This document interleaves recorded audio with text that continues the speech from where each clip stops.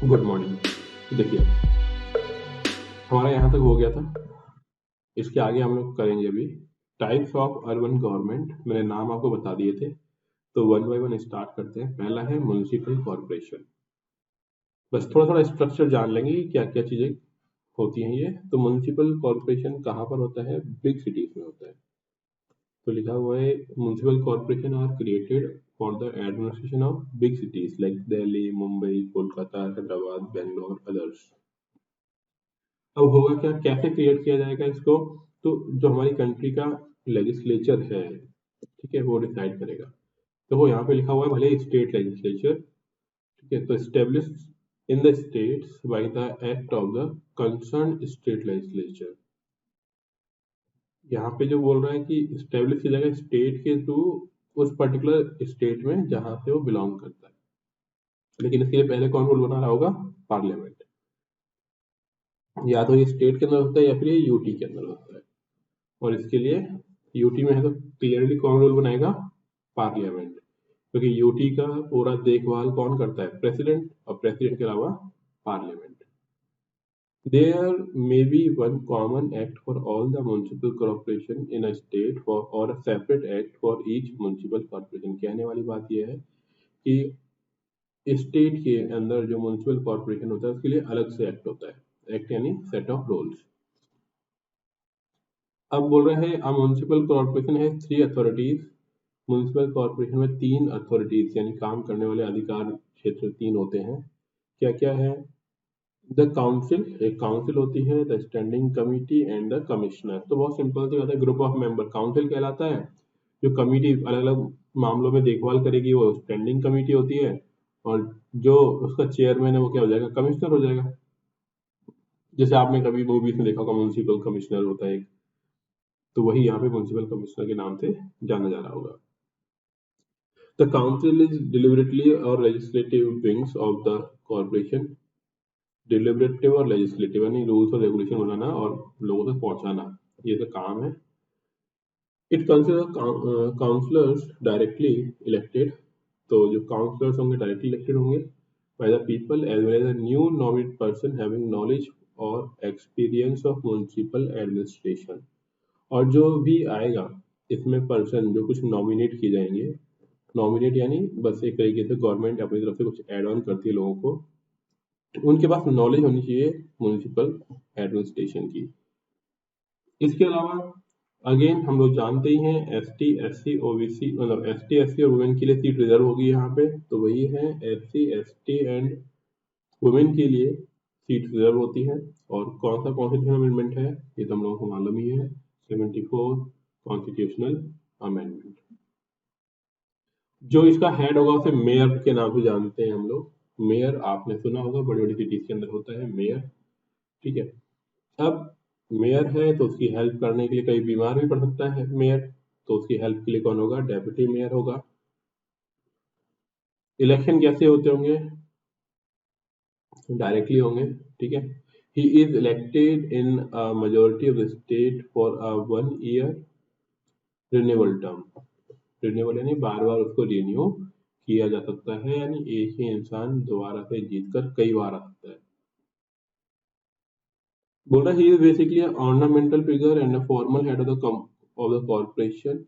His main function is to preside over the meeting of the council। तो ये ornamental figure है और formal head है। जैसे हमारी कंट्री में प्रेसिडेंट, वैसे ही यहाँ पे मेयर। और ये मीटिंग वगैरह होल्ड करते तो उसमें चेयर करता है एक तरीके से, वहाँ का प्रेसिडेंट रहता है मीटिंग वगैरह का। The standing committee are created to facilitate the working of the council. और स्टैंडिंग कमिटी होती क्या है कि वही काम हम ढंग से चल रहा है कि खिलाफ तो कुछ देखने का काम कौन करेगा? स्टैंडिंग कमेटी करेगा। Which is too large in size, ये काफी बड़ी काउंसिल होती है। जो डील विद पब्लिक वर्क्स। अभी पब्लिक वर्क कहाँ? उसी में, उसी म्युनिसिपल कॉर्पोरेशन के अंदर पब्लिक वर्क को देखेंगे। Education, health, taxation, finance and so on. They take decision in their fields. और जिस भी फील्ड के लिए डिसीजन लेने की रिक्वायरमेंट होगी उस पर्टिकुलर म्युनिसिपल कॉर्पोरेशन में, तो ये लोग उसमें डिसीजन ले रहे होंगे। अगला है म्युनिसिपल कमिश्नर। ये रेस्पॉन्सिबल होगा जो भी पॉलिसीज इंप्लीमेंट करवानी है उन सभी के लिए, उन सभी के रिगार्डिंग डिसीजन लेने के लिए। ठीक है। He is the chief executive authority of the corporation, ये एक तरीके से सीईओ होता है उस कॉर्पोरेशन का। He is appointed by the state government and is generally a member of the IAS. यानी कहने वाली बात ये है कि म्युनिसिपल कमिश्नर जो होता है वो मोस्टली आईएएस होता है। तो आईएएस ही वाले प्रमोट में क्या बन जाते हैं, म्युनिसिपल कमिश्नर। अगला है म्युनिसिपैलिटी। अगेन हमने देख लिया, जो अभी हमने पढ़ा था बड़ी सिटीज के लिए था, बिग टाउन। अब जो है वो नॉर्मल टाउन्स के लिए है। तो यहाँ पे लिखा हुआ है normal towns and smaller cities. Again कौन एक्ट बनाएगा, स्टेट गवर्नमेंट, उसी के लेजिस्लेटिव थ्रू रूल बनाया जाएगा इसके लिए। अगर कोई यूटी है तो पार्लियामेंट ऑफ इंडिया रूल बनाएगी। ठीक है, बस देखते हैं ना, कॉमन चीजें बहुत सारी। They are also known by various other names like municipal council, municipal committee, municipal board through borough. ठीक है, municipalities, city municipalities and others, ये इसके नाम है। तो आपसे पूछ सकता है कि ये इनका मीनिंग एक ही है, तो हाँ बिल्कुल एक ही है। जैसे हमने वहां पे देखा था 3 अथॉरिटीज होती है, यहाँ भी 3 अथॉरिटीज होती है, council, standing committee and chief executive officer. तो पहले तो कॉमन है, वहां भी यही था, यहाँ भी यही है। जो डिफरेंट है वहां क्या है, वहां पे कमिश्नर था और यहाँ पे कौन है, चीफ एग्जीक्यूटिव ऑफिसर। डिफरेंस समझ में आ रहा है आपको।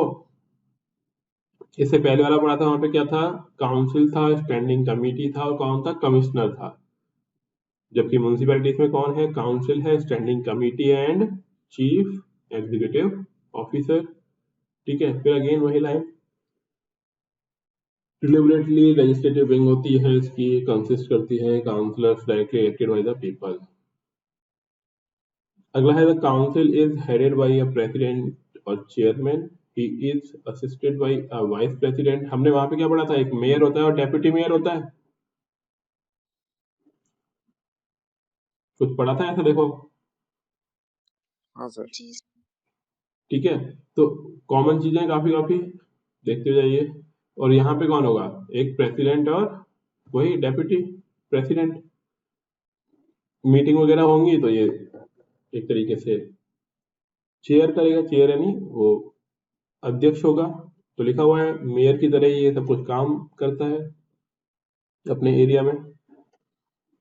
और ये सारी की सारी एग्जीक्यूटिव रूल्स और रेगुलेशन को फॉलो करवाने की पावर इसके पास होती है।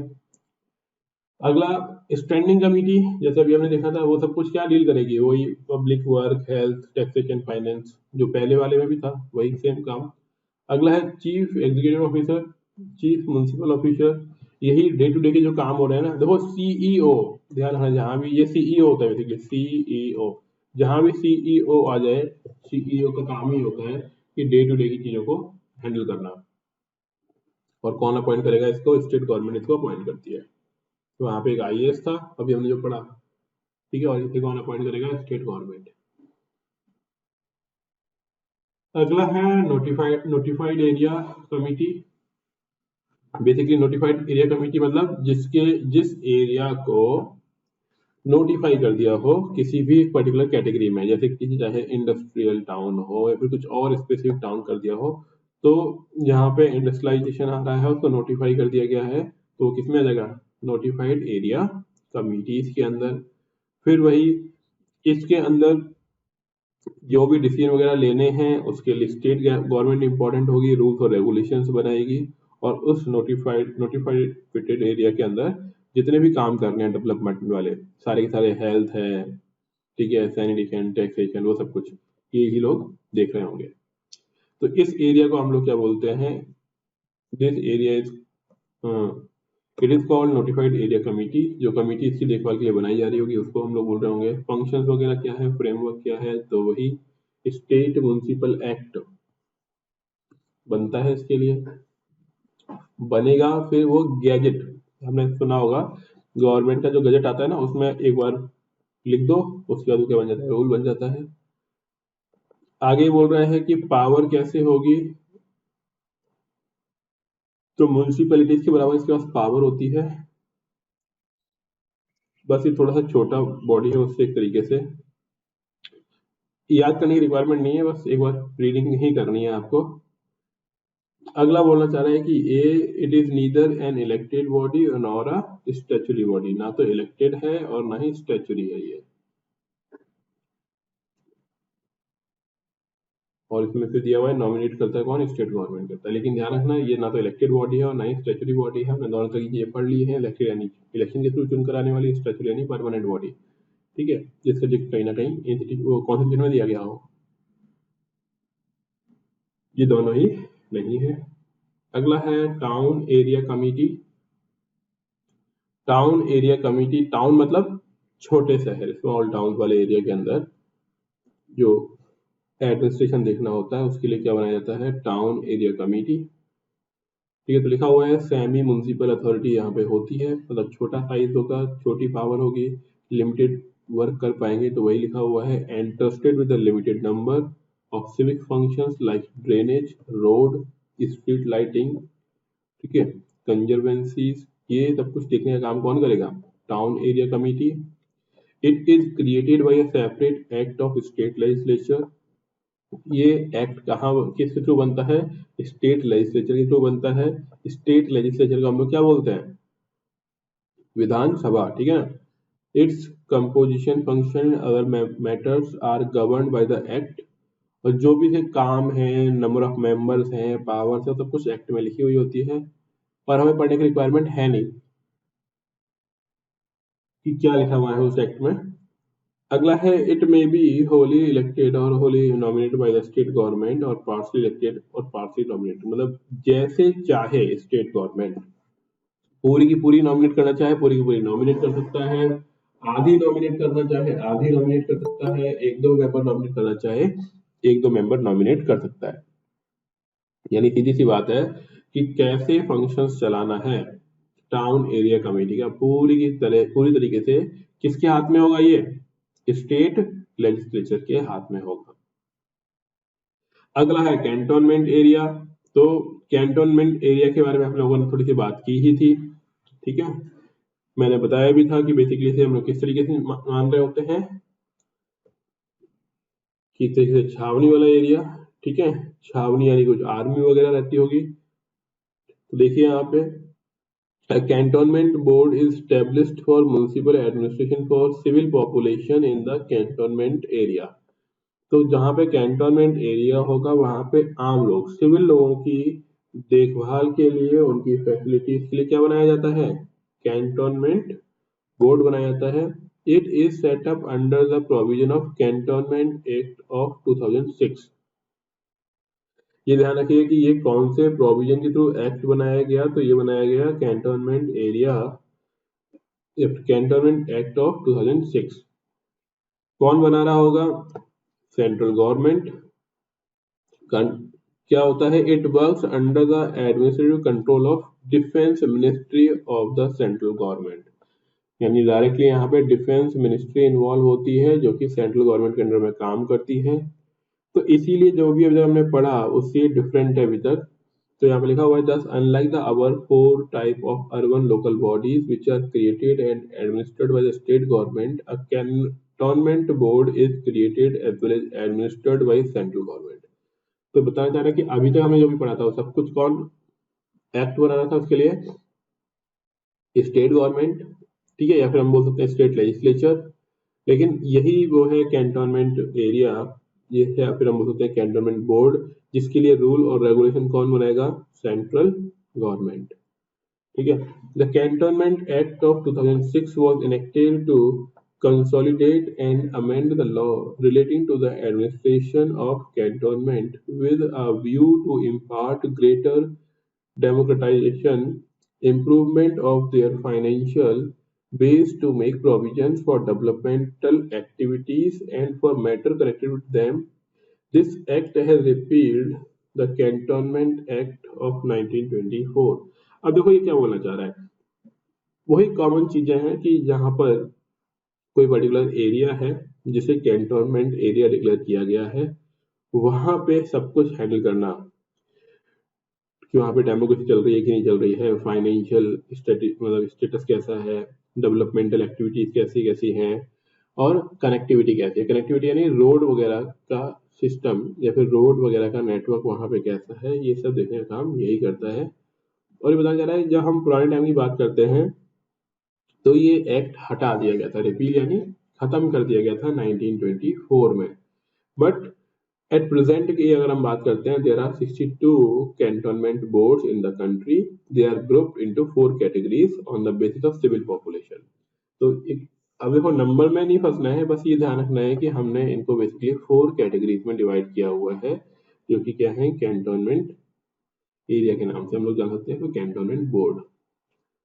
तो ये बताना चाह रहे हैं कि जो 4 कैटेगरी है वो क्या है, कि जहां पे सिविल पॉपुलेशन 50,000 से ठीक है ज्यादा हो, वो 10,000 से 50,000, 2,500 से 10,000 और बिलो 2,500।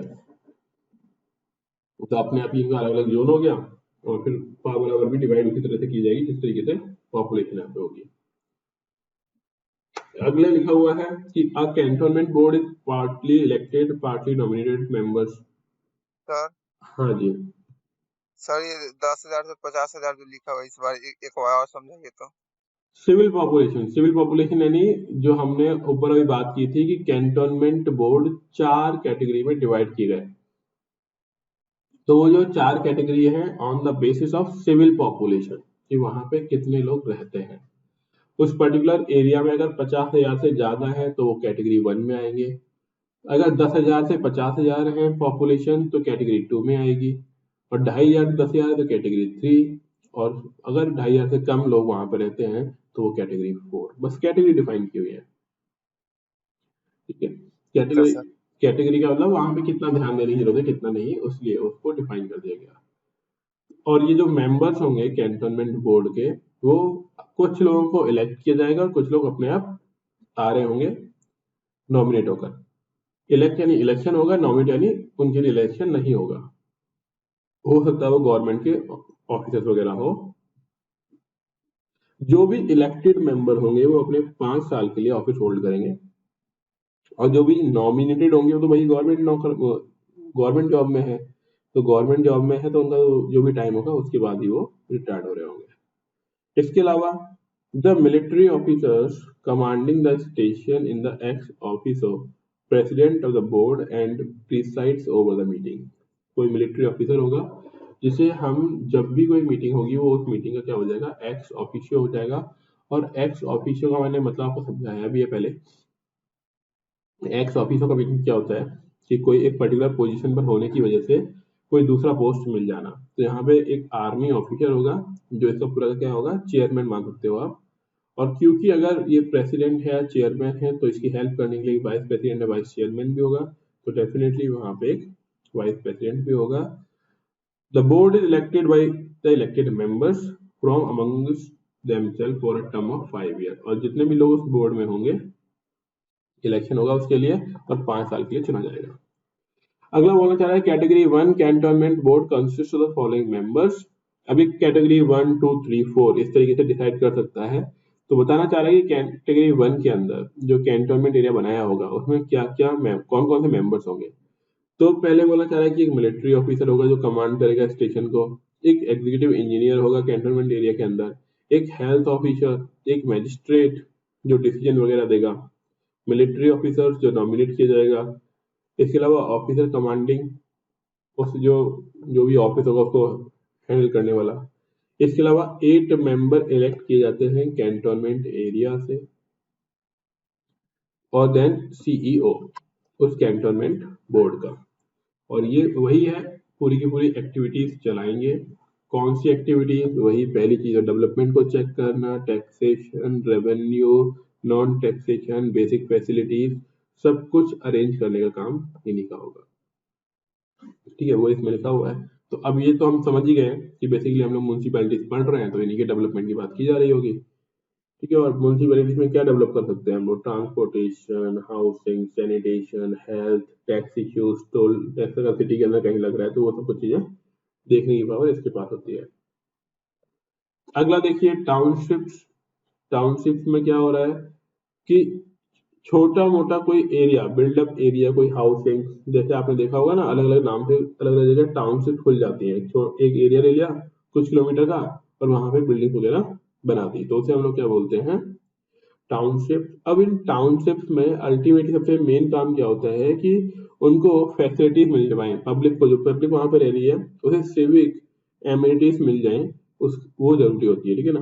तो सिविक एमिनिटीज के लिए ये फेमस होता है, उसी के लिए टाउनशिप वगैरह काम कर रहे होते हैं।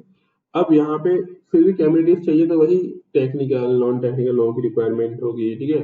बेसिक सब कुछ काम हो पाए वो सब कुछ रिक्वायरमेंट होगी, तो बस ब्यूरोक्रेटिक स्ट्रक्चर चाहिए होगा और एक जो गवर्नमेंट वाले लोग होंगे वो। बहुत छोटी सी चीज ध्यान रखना, टाउनशिप है ग्रुप ऑफ पीपल कुछ पर्टिकुलर एरिया में सोसाइटी बना दी गई है, वो टाउनशिप के नाम से जानी जाती है। अगला है पोर्ट ट्रस्ट। तो मालूम ही पड़ रहा है यहाँ पे पोर्ट होगा, वहां पर एक ग्रुप बनेगा पोर्ट ट्रस्ट, वो पोर्ट की एक्टिविटी को ध्यान में रखेगा। और अगर हम बात करते हैं तो सबसे बड़े बड़े पोर्ट कौन से हमारी कंट्री के अंदर, मुंबई, कोलकाता एंड चेन्नई पोर्ट। तो बस क्या करना है, पोर्ट को प्रोटेक्ट करना है, बेसिक फैसिलिटीज प्रोवाइड करनी है, और कुछ रूल्स और रेगुलेशंस बनाने पड़ेंगे। और वो रूल्स और रेगुलेशन कौन बनाना होगा, पार्लियामेंट बना रहा होगा। कुछ मेंबर नॉमिनेटेड होंगे और कुछ मेंबर इलेक्टेड होंगे। और बस ध्यान रखना है कि पोर्ट में प्रॉपर काम हो जाए, ठीक है। फिशिंग वगैरह एक लिमिटेड हो, जो चीजें आ रही हैं जो जा रही है वो उसका रिकॉर्ड बने, इलीगल एक्टिविटीज ना हो, मेंटेनेंस रहे, कोई लॉस वगैरह से बचने के लिए वार्निंग अलर्ट सिस्टम होना चाहिए, वो सब चीजें आप पुट कर सकते हो। अगला है स्पेशल पर्पस एजेंसी।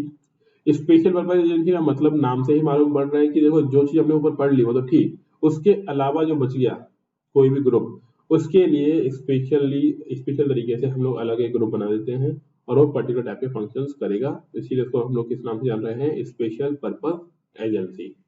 अब इसमें देखिए, in addition to these 7 area based urban bodies, तो वही चीज ने बोल दिया कि जो भी हमने 7 देखे उसके अलावा एक्स्ट्रा जो भी हैं, ठीक है, उसके लिए the state have set up certain agencies to undertake designated activities, specific functions that legitimately belong to the domain of municipal corporation and municipalities or other local urban governments.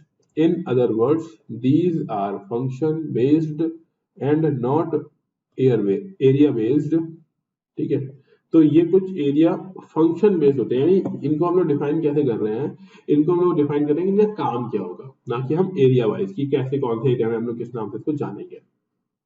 यहाँ पे बेसिक चीज क्या है, उनका फंक्शन क्या है, काम क्या है, किस चीज के लिए वो बनाए गए हैं, वो चीज ध्यान रखने के लिए। They are known as single purpose, unipurpose और स्पेशल पर्पज। सिंगल यानी एक काम करने के लिए, यूनि भी यानी एक ही होता है, और स्पेशल पर्पज कोई पर्टिकुलर टाइम का काम दे दिया जाएगा, उसको ये संभाल रहे होंगे।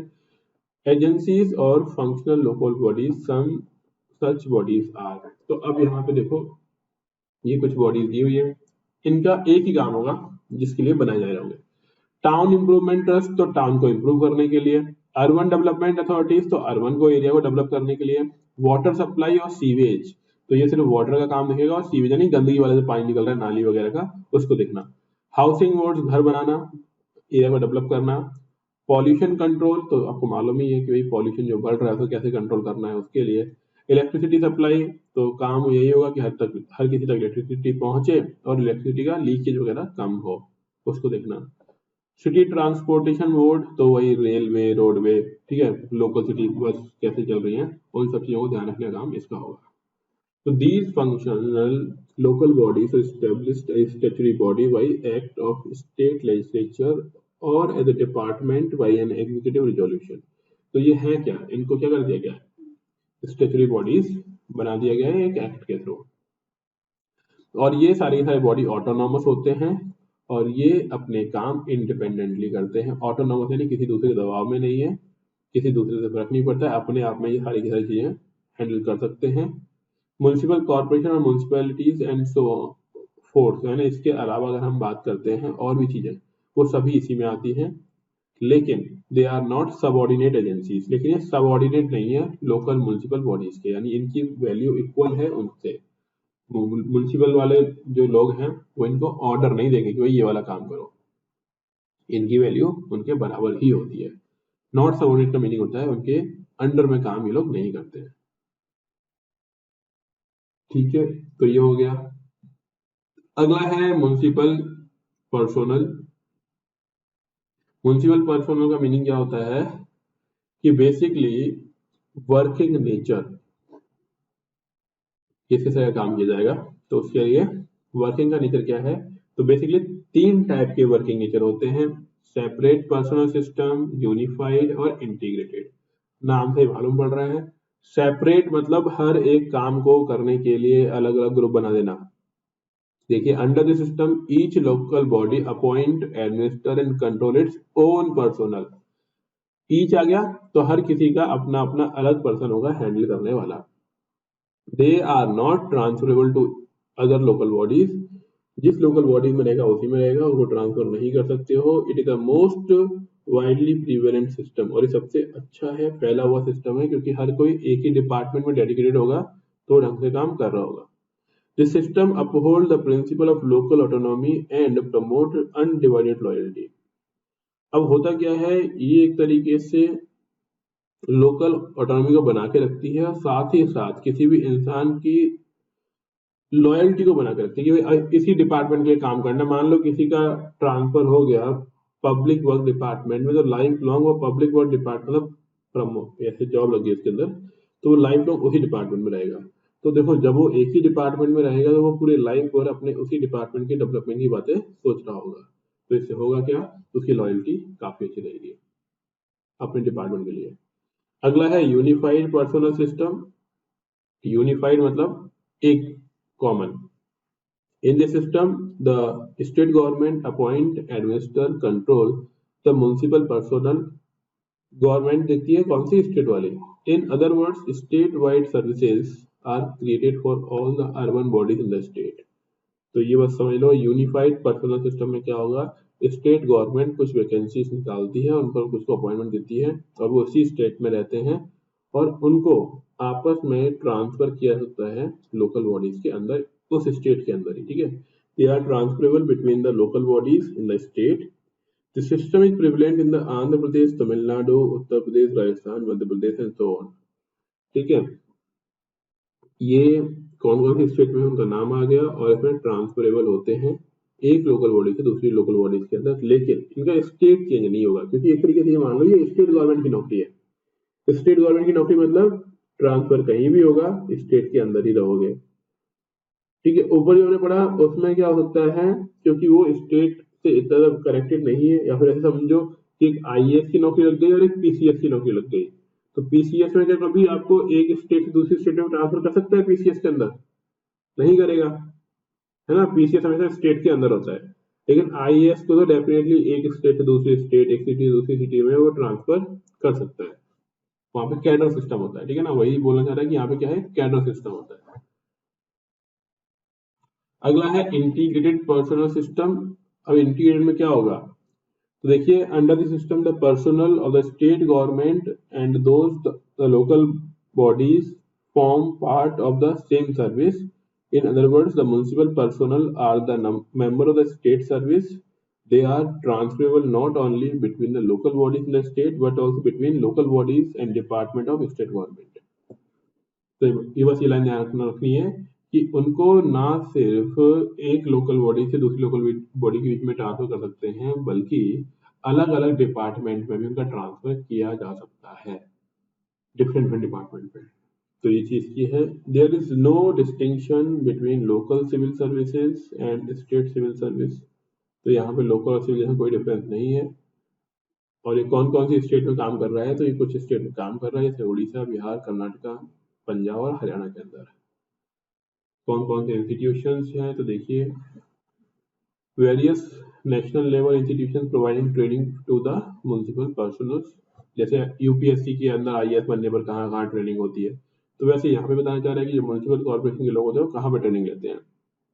तो एक है all India institute for local self government, Mumbai में कौन सी इंस्टीट्यूट है, प्राइवेट रजिस्टर्ड सोसाइटी थी, it is a private registered society है, ठीक है ना, 1927 में बना था।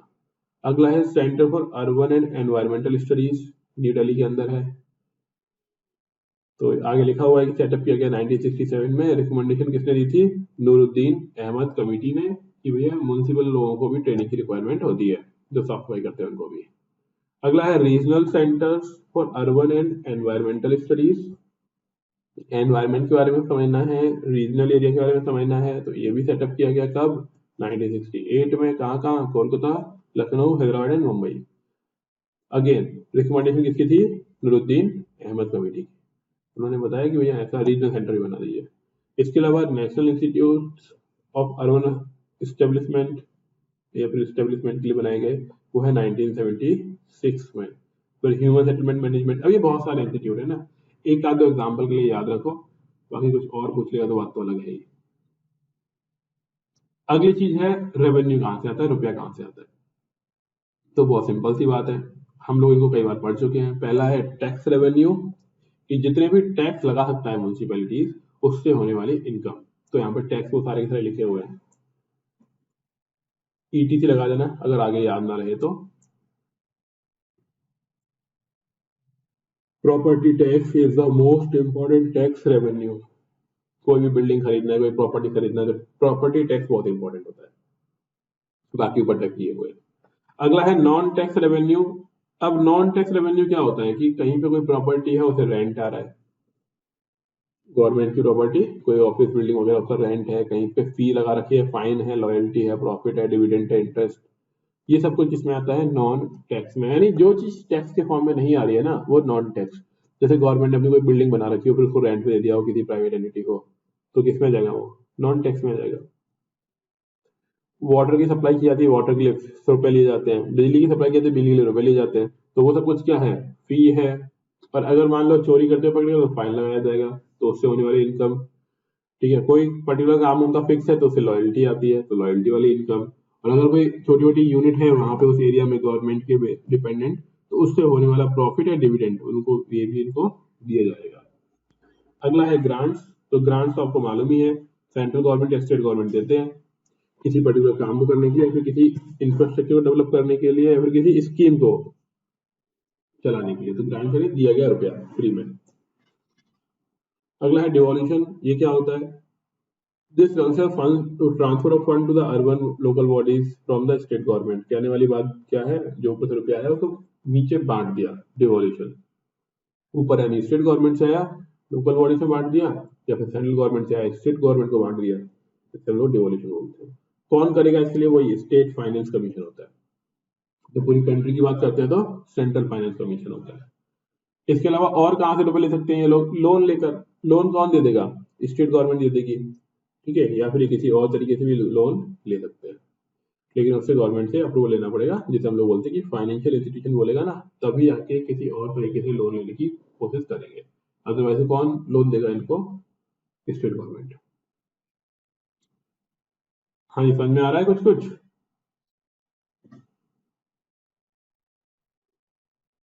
जी सर। ठीक है, अगला देखिए central council of local government. Central council तो पहले ये समझ लो कि बनाई कब गई, तो 1954 में। कौन सा आर्टिकल है इसके अंदर? 263। कौन? Constitution of India of an order of the president. तो सिंपल सी बात है कि कौन के ऑर्डर से बनता है कोई भी रूल एक्ट? तो प्रेसिडेंट के ऑर्डर से या फिर अप्रूवल से, एक ही बात होती है लगभग। इसको वही it is known as the central council, या फिर हम इसे बोल सकते हैं local self government. Local self government थोड़ा ऐसा सुपरफिशियल टर्म था जो धीमे धीमे मतलब ढंग से काम नहीं कर पा रहा था, इसीलिए इस टर्म को हटा दिया गया। ठीक है, तो लिखा हुआ है however term self government was found to be superfluous and hence was replaced by the term government in the 1980s। तो सेल्फ गवर्नमेंट को गवर्नमेंट कर दिया गया। In 1958 a deal with both urban as well as the local rural मतलब development. तो urban और गांव और सिटी दोनों को देख रहे थे ये लोग। But after 1958 it has been dealing with matters of urban local government only. और फिर दोबारा से सिर्फ और सिर्फ सिटी के लिए रख दिया गया, फिर सिटी वाला काम देखेंगे। ये एक बेसिकली एडवाइजरी बॉडी है, जो काउंसिल है। कौन कौन होंगे इसमें? एक मिनिस्टर होगा, minister for urban development in the government of India, फिर minister for local self government in the state. इसके अलावा एक यूनियन मिनिस्टर जो इसका चेयरमैन होगा काउंसिल का। क्या काम करते हैं? तो पर्टिकुलर एरिया के लिए पॉलिसी बनाना, प्रपोजल रेडी करना, एक बैलेंस बनाना सेंट्रल गवर्नमेंट स्टेट गवर्नमेंट के बीच में। ठीक है, कॉमन प्रोग्राम्स को रन करना, जैसे कि मान लो पल्स पोलियो प्रोग्राम चल रहा है, या फिर कहीं पे हाईवे का काम चल रहा है, तो जो भी कॉमन काम है यहाँ पर भी डेवलप कराना। फिर वही central financial assistance, money related activities में हेल्प मिल जाए गवर्नमेंट से, वो चीज ध्यान रखनी है। Reviewing the work done by the local bodies with the central financial assistance, और फिर रिव्यू करना, क्योंकि रिव्यू बहुत जरूरी होता है। मालूम पड़े कोई भी एक्टिविटी कर दी कि वहां पे कुछ फ्रॉड हुआ है, तो उसको रिव्यू करने की रिक्वायरमेंट होती है। तो जो भी काम किया गया है, चाहे किसी भी बॉडी ने किया हो, उस किए गए काम को क्या करते हैं लोग, रिव्यू करते हैं। रिव्यू का मतलब कि काम सही हुआ या गलत, उसे क्या बोलेंगे हम लोग, रिव्यू। समझ पा रहे हो? अब ये आ गए यहां से, ये इसके पूरे के पूरे आर्टिकल्स 243 से लेके 243 जी। अब फिर यहाँ पे नाम दिया हुआ है कि कौन सी जगह पे हम लोग किस किस नाम से उसको जानते हैं। अर्बन लोकल बॉडीज, ठीक है, ये हर स्टेट वाइज लिखा हुआ है, आपका याद करने की रिक्वायरमेंट नहीं है, बस एक बार जस्ट रीडिंग करिएगा, आपको मालूम पड़ जाएगा कि अलग अलग जगह पे इसको किस किस नाम से जान रहे होते हैं। ठीक है, 28 स्टेट्स है, 28 स्टेट के नाम दिए गए हैं और हर स्टेट में किस नाम से जानते हैं वो इसमें लिखा हुआ है। ठीक है, अब आगे बढ़े तो अगला है यूनियन टेरिटरीज।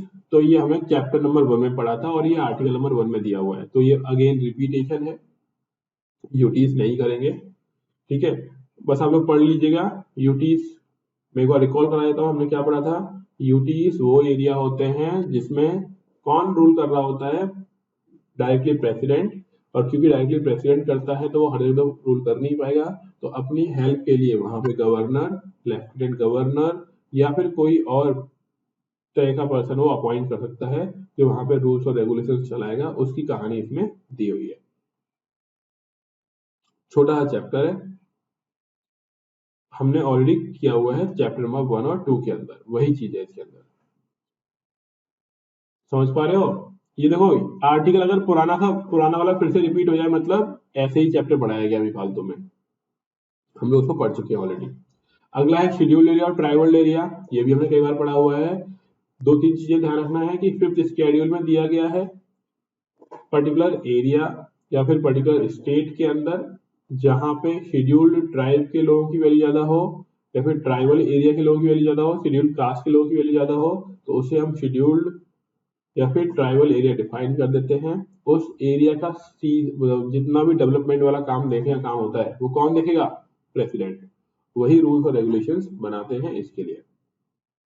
कुछ याद आ रहा है, कहीं पढ़ा था शेड्यूल्ड एरिया और ट्राइबल एरिया, जी सर। है ना, इंडियन कॉन्स्टिट्यूशन में पहले से डिफाइन किया हुआ है। तो ये छोटा सा चैप्टर अगेन 3 या 4 पेज का है बस, क्योंकि ये एक्चुअली बनता ही नहीं है, वो तो बस ऐड कर दिया गया है नंबर ऑफ चैप्टर दिखाने के लिए, बच्चों को लगे कुछ तो ऐड हो गया है इस बार बुक में। ठीक है, देन अब जो चीज है, अगला पार्ट है पार्ट नंबर 7, जो हमारे लिए काफी इंपॉर्टेंट है। इसमें देखो अगेन जो हमारे लिए काम की चीज बता देता हूँ मैं आपको, हमारे लिए काम की चीज क्या है। एक लिखा हुआ है election commission, then union public service commission UPSC है, फिर है स्टेट पब्लिक सर्विस कमीशन, फिर है finance commission, goods and service tax council, national commission for एससीज एसटीज बीसीज यानी backward class, special officer for linguistic minorities, controller and auditor general of India, attorney general of India, advocate general of India. अब ये क्या किया है, हर एक हमारी country में जो भी डिपार्टमेंट है उन डिपार्टमेंट के बारे में थोड़ी थोड़ी इंफॉर्मेशन दी हुई है। सबसे ज्यादा फोकस जो करना है हमें वो किस पर करना है वो वही बताता हूँ मैं आपको। सबसे ज्यादा फोकस करना है इलेक्शन कमीशन पर, ठीक है, बाकी तो यूपीएससी से चाहो तो कर लो, नहीं तो आपको करना क्या है, सिर्फ हर एक ग्रुप को पढ़ेंगे हम लोग, उसमें पहला उनका वर्किंग क्या है, दूसरा उनके मेंबर्स क्या है, तीसरी उनकी एक्टिविटीज एंड पावर्स, बस इतना पढ़ना है। बहुत छोटे छोटे चैप्टर्स आप देखोगे अभी आके। हमें सिर्फ ये ध्यान रखना है कि उसका जो चेयरमैन है या फिर जो प्रेसिडेंट है वो कैसे अपॉइंट हुआ, मेंबर्स कौन कौन है, कौन से नंबर एक्ट में आता है, वर्किंग क्या है, बस इतने इतने काम हमको देखते हैं 1 by 1। अब जो चीजें है ना, जैसे कि हम लोगों ने इलेक्शन कमीशन ऑफ इंडिया पढ़ चुके हैं, बताओ कहाँ पढ़ा था हम लोगों ने इलेक्शन कमीशन ऑफ इंडिया, दो जगह पढ़ा है आप लोगों ने। एक तो अगर आपने एनसीईआरटी पढ़ी है तो 9th क्लास की एनसीईआरटी में गिवन है। दूसरी बात, जब हमने पार्लियामेंट पढ़ा है तब भी वहां पे जिक्र आया था इलेक्शन कमीशन का, और हमने कई सारी चीजें देखी थी कि एक क्या होता है, चीफ इलेक्शन कमिश्नर होता है, दो उसके सबऑर्डिनेट मतलब दो उसके अलावा कमिश्नर्स होते हैं, तीनों के पास इक्वल पावर होती है ना, वो सब कुछ बातें। तो वो चीजें अब डिटेल में 1 बाय 1 इसने पुट कर दी है। तो डेफिनेटली बहुत आसान चीजें हैं, बिल्कुल भी परेशान होने की रिक्वायरमेंट है नहीं। और ऐसे हम चाहेंगे तो जैसे मैं आपको दिखा दूं, जैसे 42 वाले चैप्टर की बात करते हैं इलेक्शन कमीशन वाले की, तो जैसे कि मैंने बोला सबसे इम्पोर्टेंट चैप्टर तो यही है। कितने पेजेस का है वो देखो, आप देखो एक, ये तो आधा ही मानो इसको, आधा के बाद एक, डेढ़, और डेढ़ के बाद देखो ये एक और आधा, दो, दो के बाद ये तीसरा, चौथा, पांचवा पेज, इसमें छठवें में, और एक खत्म।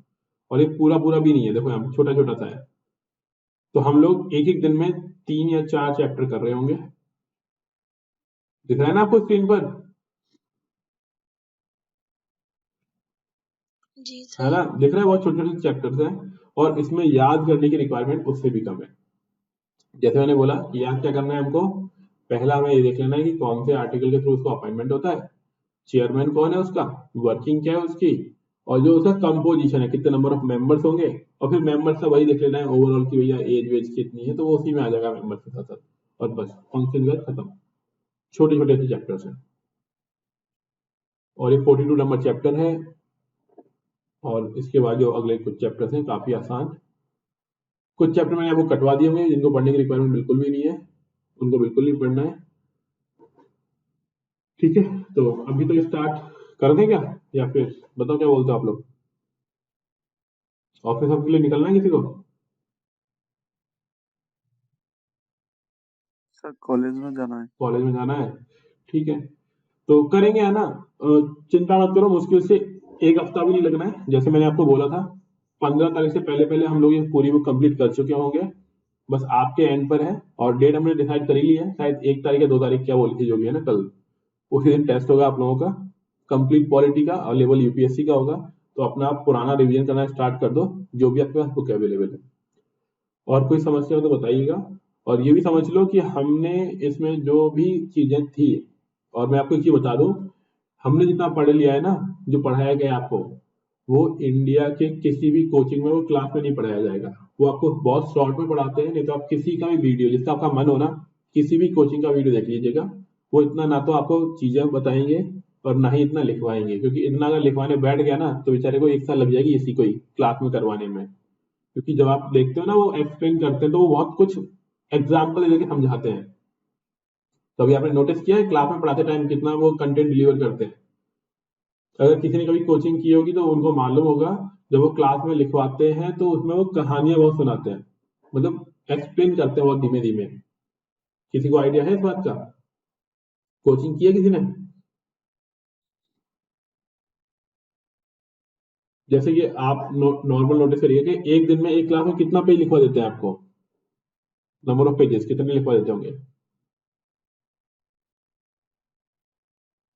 करीब करीब 5-6। आपकी कॉपी के 5-6 लिखवाते हैं ना, कॉपी के पेज। आपकी कॉपी के पेज होते हैं वो 5-6, यानी बुक का पेज कितना होगा?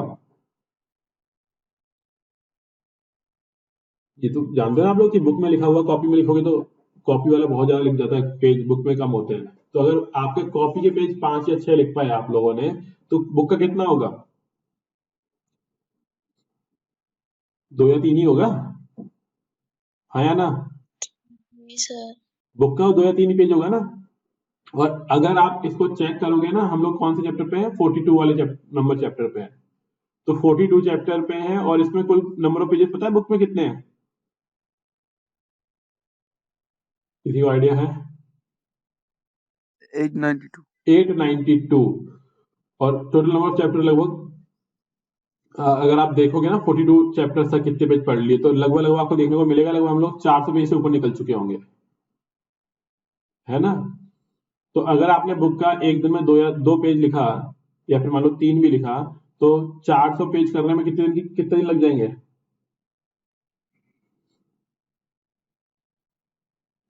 आराम से डिवाइड कर लेना, ठीक है। जब आप डिवाइड करोगे तो आपको आंसर मिलेगा 100 डेज से ज्यादा लग जाएंगे। 100 डेज से ज्यादा लग जाएंगे। 100 डेज में होता है 3 महीने से ज्यादा का समय।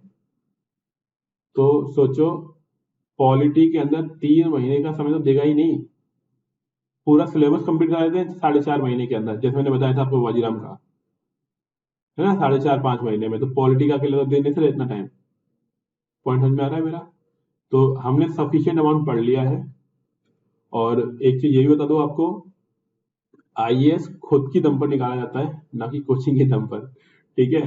तो जिनके माइंड में ये आ रहा हो कि मैं बहुत अच्छी कोचिंग ज्वाइन कर लूंगा, नहीं, इतनी ही इंफॉर्मेशन प्रोवाइड की जाती है, ऐसे ही बताया जाता है। नहीं तो आपका मन करे ना, तो किसी जिन्होंने कभी किसी जगह पे पढ़ा हो, जिन्होंने कभी ऑनलाइन किया हो या ऑफलाइन किया हो, उनसे पूछना कि कितना वो कंटेंट डिलीवर करते हैं, क्या उनका पढ़ाए हुए से क्वेश्चन आता है? वो एक ही चीज बोलेगा कि यार वो तो सिर्फ समझाया जाता है, पढ़ना खुद को पड़ता है और बुक्स खुद को याद करनी होती है, नोट्स से चीजें नहीं फंस रही होती है, नोट्स से सिर्फ कॉन्सेप्ट फंसता है। कॉन्सेप्ट तो बता दिया वहां पे नोट्स के अंदर, लेकिन चीजें आपको खुद ही याद करनी होती है। ये चीज थोड़ी सी ध्यान में रखना, और नहीं भी रखोगे तो 2-3 सालों में तो आपको ये बात समझ में आ ही जाएगी, है ना? ये चीज थोड़ी सी ध्यान रखनी है। सब चीजें अपन को पढ़नी होती है, नोट्स बहुत लिमिटेड होते हैं, और इसीलिए मैंने आपको कई बार बोला होगा किसी भी पर्सन के क्लास नोट्स आपके लिए बिल्कुल रद्दी है, क्योंकि वो नोट्स क्या बोलते हुए और क्या समझाते हुए लिखाए गए हैं वो इंपॉर्टेंट है, ना कि जो लिखा हुआ है वो इंपॉर्टेंट है। ओके, तो मोस्टली ध्यान दीजिए, कोई भी चीज आप बार बार पढ़ो, वही आपके काम आएगी, ना कि आप अलग अलग चीजें पढ़ो। इसलिए मेरी रिक्वेस्ट होगी, हर सब्जेक्ट में आप सिर्फ एक ही बुक पढ़िएगा, हाल फिलहाल एक बुक को आप स्ट्रॉन्ग कर लो, उसके बाद ही कुछ और सोचना। 3 चीजें एक साथ बिल्कुल मत पढ़ना, कोई काम की नहीं है वो। पॉलिटी के अंदर लक्ष्मीकांत फाइनल है, पहले इसको आप पढ़ लो, फिर आपका मन जो करे, पहले लक्ष्मीकांत रेडी होनी चाहिए, उसके बाद ऐसे जब हम लोग हिस्ट्री में आएंगे तो मैं आपको बुक बताऊंगा कुछ, उन बुक को रेडी कर लो, उसके बाद कुछ और याद करना है। हालांकि वो बुक कर लोगे तब भी वो सफिशिएंट है, लेकिन मन मानेगा नहीं ना, मन मानेगा कि भैया और क्या पढ़ लिया जाए, और होता क्या है, याद हमको वो भी नहीं होता है। जैसे अभी बताऊं मैं आपको फर्स्ट चैप्टर का नाम याद नहीं आ रहा होगा मोस्टली लोगों को, कि फर्स्ट चैप्टर हमने क्या पढ़ा था और क्या नाम था। सही बोल रहा हूँ, गलत बोल रहा हूँ? यहाँ पे 8 लोग हैं, बताओ कितने लोगों को याद है फर्स्ट चैप्टर का नाम और क्या पढ़ा था हमने उसके अंदर? हाँ जी बताएं।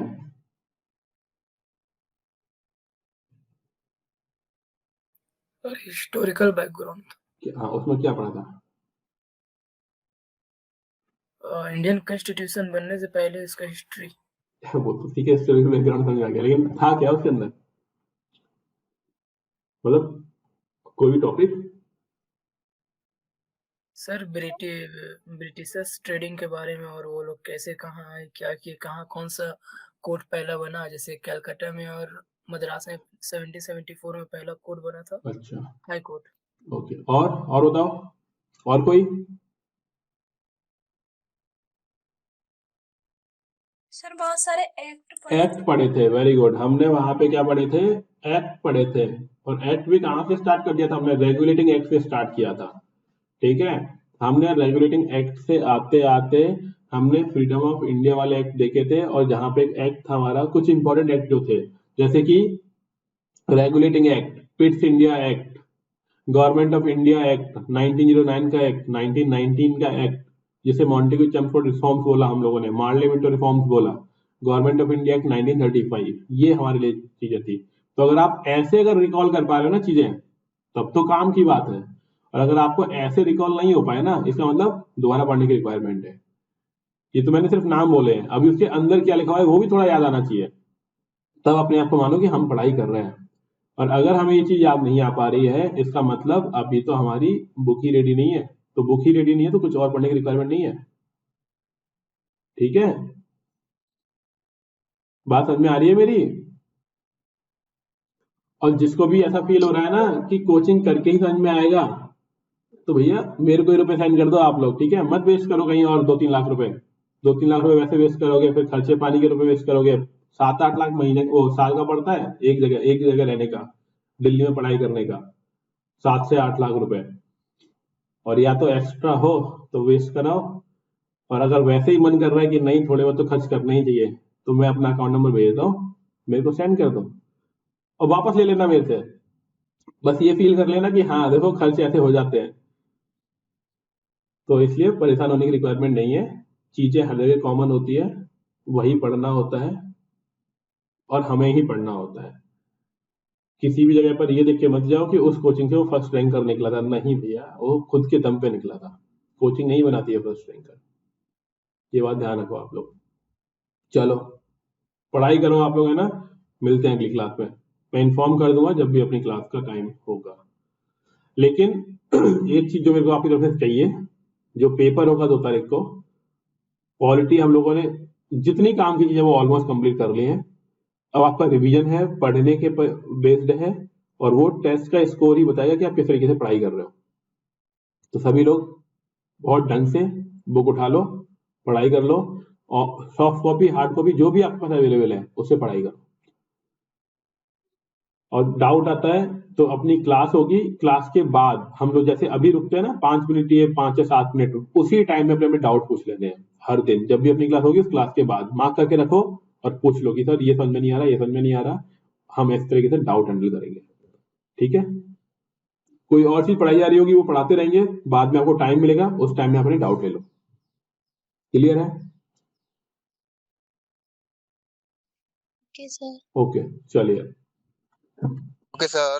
Okay bye bye. Thank you.